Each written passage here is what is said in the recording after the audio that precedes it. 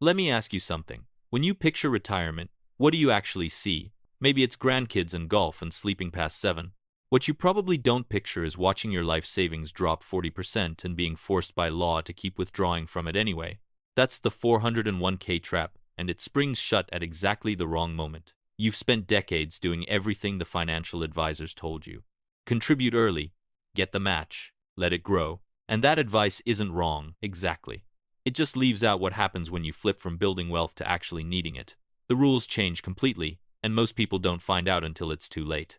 I'm going to walk you through the 4 traps hiding in your 401k and show you how to escape them while you still can. A study from the Center for Retirement Research found that someone who retires at the start of a bear market may need to cut their spending by 30% just to have the same chance of not running out of money as someone who retires during a bull market. 30%. That's the difference between traveling and staying home, between helping your grandkids with college and needing help yourself. But sequence risk is just the first trap. There are at least 3 more mechanisms working against you, and they compound each other. The second trap is something you're probably doing right now without even realizing it. Pull up your 401k allocation. Go ahead, I'll wait. What do you actually see in there? If you're like most Americans, you're either in a target date fund or some version of a stock-heavy portfolio that someone told you was appropriate for your age. And during your working years, that aggressive allocation made total sense. You had decades for the market to recover from any dips. But here's what the target date fund marketing doesn't emphasize. Even the funds designed for people about to retire are still heavily weighted towards stocks. Take a typical 2025 target date fund designed for someone retiring this year. You might assume it's conservative, right? Safe? Most of these funds still hold somewhere between 40 and 50% in equities. Some are even higher. That means if the market drops 40%, your supposedly retirement-ready fund could lose 20% of its value in a matter of months. And you're supposed to be living off this money. The industry calls this the glide path, the gradual shift from stocks to bonds as you approach retirement. But the glide path doesn't glide far enough, fast enough. You're still sitting on a pile of market risk at exactly the moment when market risk becomes most dangerous. This is concentration risk. Not concentration in a single stock, but concentration in a single asset class, in a single account type, with a single set of rules governing when and how you can access it. Now let's add the third trap, fee drag. This one's sneaky because you almost never see it directly. The fees in your 401k don't show up as a line item on your statement. They just quietly eat away at your returns. Year after year, decade after decade. The average 401k charges somewhere between 0.5% and 1% in total fees. Some plans are worse, especially at smaller companies. That might not sound like much. Let me show you what it actually costs. If you have $500,000 in your 401k, earning 7% annually, a 1% fee doesn't just cost you $5,000 this year. It costs you that $5,000 plus everything that $5,000 would have grown into over the next 20 years. Run the math over a full retirement, and the difference between a 1% fee plan and a 0.1% index fund can easily exceed $100,000. That's not a rounding error. That's years of retirement income. I remember looking at my own 401k statement about 5 years ago and realizing I had no idea what I was actually paying in fees. It took me an hour of digging through plan documents to figure out the total cost. When I finally calculated it, I felt like I'd been paying a tax I didn't know existed. And there's one more trap that most people don't even think about until they're already caught in it. The tax time bomb. Here's the part where the IRS enters the conversation. Remember all those years you were celebrating your tax deduction every time you contributed to your 401k? That felt good, right? Free money from the government? The bill is coming due. Your 401k contributions were tax deferred, not tax-free. That's a distinction that sounds minor but changes everything. Every dollar you pull out of that account in retirement gets taxed as ordinary income, not capital gains rates. Ordinary income. The same rate as if you'd earned it working. Now, if you're thinking you'll be in a lower tax bracket in retirement, that's the conventional wisdom. But the conventional wisdom is often wrong. Add up your Social Security benefits, your pension if you have one, your 401k withdrawals, and any other income. Many retirees find themselves in the exact same bracket they were in while working. Some end up higher. But here's where it gets really ugly. Required minimum distributions. Starting at age 73, the IRS requires you to withdraw a minimum amount from your traditional 401k and IRA accounts every year. Whether you need the money or not, the amount is calculated based on your account balance and your life expectancy. The larger your account, the larger your required withdrawal, and every dollar of that withdrawal is taxable income. Here's the trap. The RMD calculation is based on your account balance from December 31st of the previous year. So imagine this. On December 31st, 2025, your 401k is worth $800,000. The market has been strong, you're feeling good. Your RMD for 2026, calculated on that $800,000 balance, comes out to roughly $31,000. Then January 2026 arrives, and the market drops 35% over the next 8 months. Your $800,000 is now worth $520,000, but your RMD is still $31,000, calculated on the old, higher balance. You're legally required to sell $31,000 worth of investments at crash prices and pay taxes on the full amount. The IRS doesn't care if the market is down. The IRS doesn't care if selling now locks in your losses. The IRS doesn't care if this withdrawal will deplete your account faster than you planned. The rules are the rules. And it gets worse. That $31,000 RMD gets added to your Social Security benefits and any other income. Depending on your total, this could push you into a higher tax bracket, trigger taxes on your Social Security benefits, increase your Medicare premiums, and affect your eligibility for certain deductions. This is the tax time bomb. You spent 30 years building a tax-deferred account, watching it grow, feeling like you were winning, but you weren't avoiding taxes. You were deferring them to a future date when you'd have the least control over how and when they get paid. You did what you were told. The rules just weren't explained. So now you understand the 4 traps. Let me show you what happens when they all spring at once. Let me paint you a picture of what a crash actually looks like from inside this trap. It's January 2026. You're 67 years old. You retired 6 months ago after 35 years of diligently contributing to your 401k. Your account balance on December 31st was $800,000, and you felt proud. You did everything right.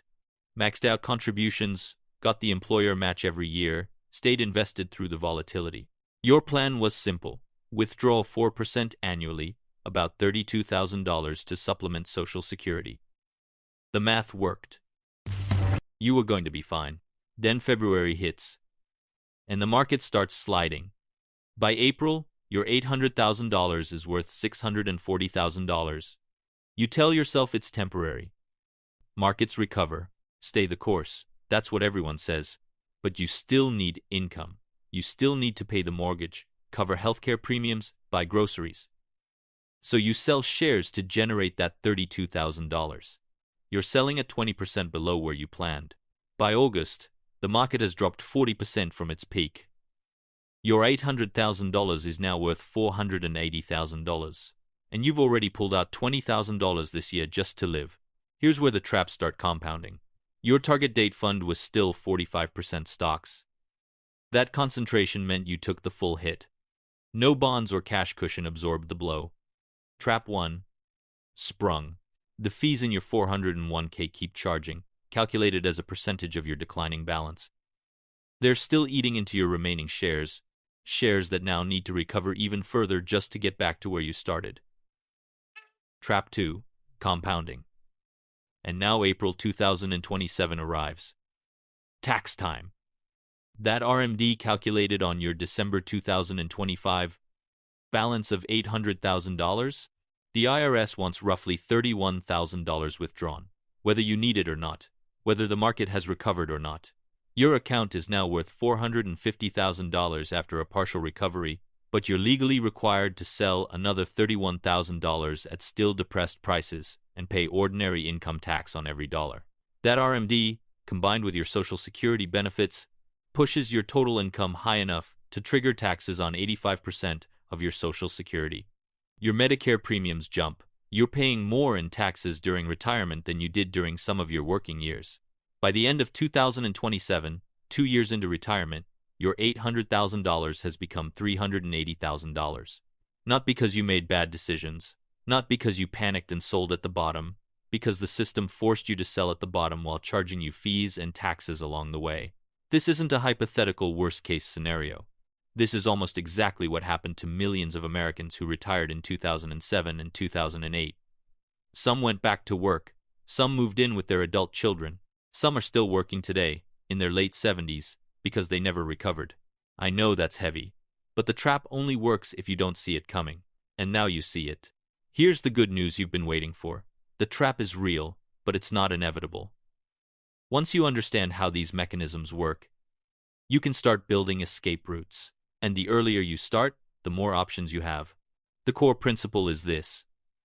Diversification isn't just about spreading your money across different stocks. Real crash-proofing means diversifying across 3 dimensions: asset classes, tax treatments, and time. Most people only think about the first one. The second and third are what actually save you when markets collapse. Let me explain what I mean by tax treatment diversification. Right now, if you're like most Americans, the vast majority of your retirement savings sits in tax-deferred accounts. That's your traditional 401k and traditional IRA. Every dollar you pull out gets taxed as ordinary income. But there are 2 other buckets that play by completely different rules. The first is tax-free money. This is your Roth IRA and Roth 401k. You pay taxes on the money before it goes in. But withdrawals in retirement are completely tax-free. No taxes on the growth, no taxes on distributions, and no required minimum distributions during your lifetime. When the market crashes and you need income, you can pull from your Roth without triggering a taxable event or pushing yourself into a higher bracket. The second bucket is taxable money. Your regular brokerage account.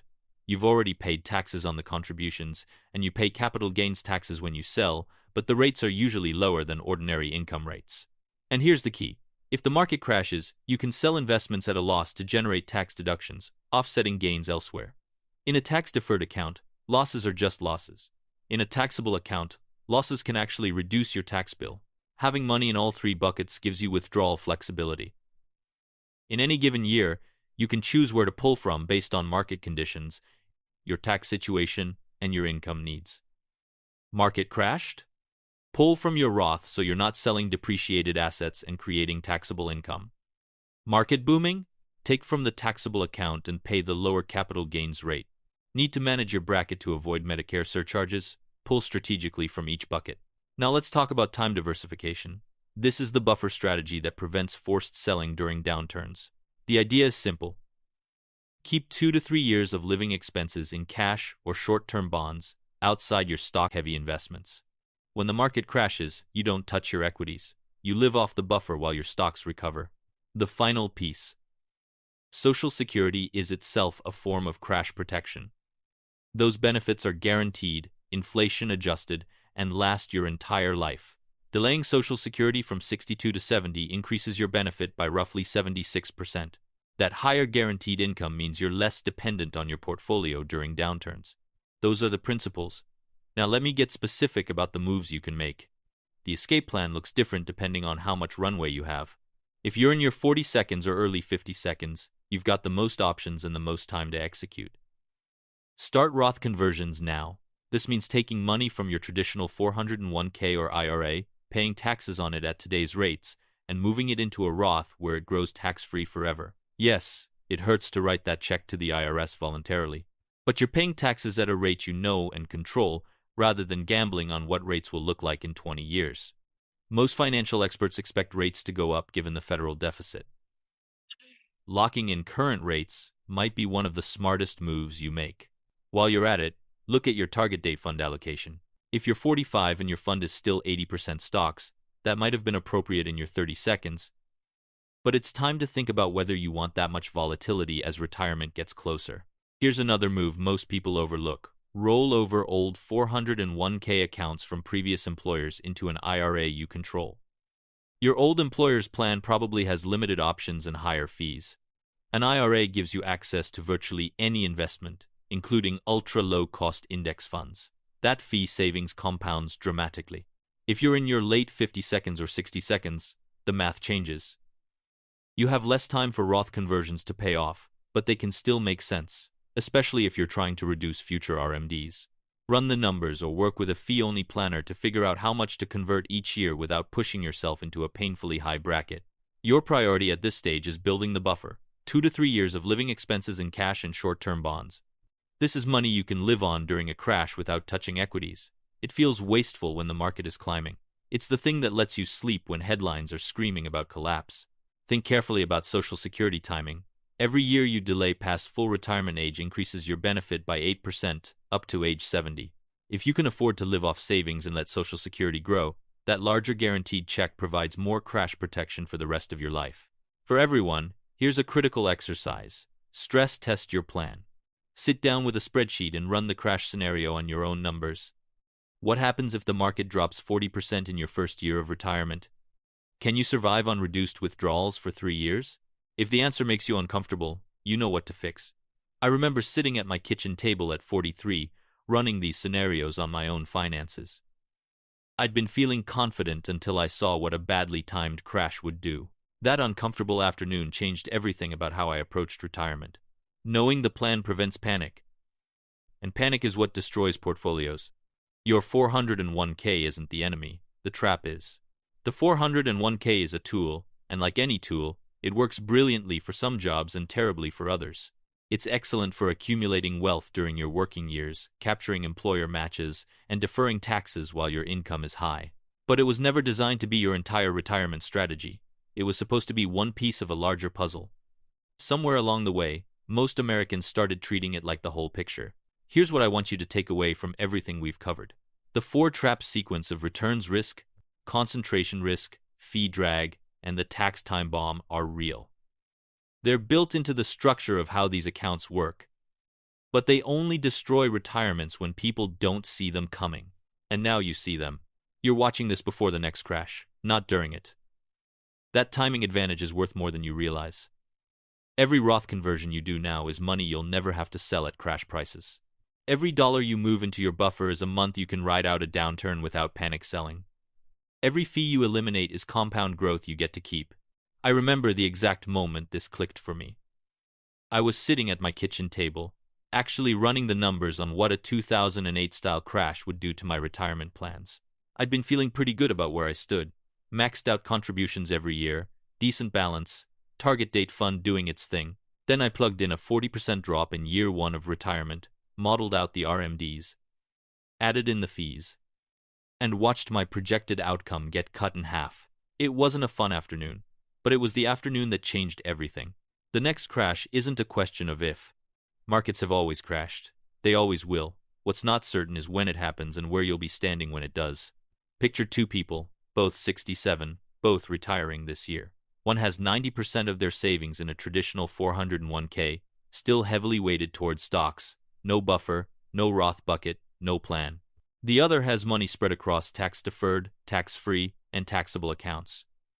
2 years of expenses in cash. Social Security delayed to maximize the guaranteed income. A stress-tested withdrawal strategy. The crash hits. Both watch their stock portfolios drop 40%. The first person starts selling at the bottom, takes their RMD from a devastated account, gets pushed into a higher bracket, lies awake at night doing math they don't like. The second person pulls from their buffer, lets stocks recover, keeps taxable income low, sleeps fine, maybe even buys more shares while they're cheap. Same crash, completely different outcomes. The only question is which one you're going to be, and the decisions you make in the next 6 months will determine the answer.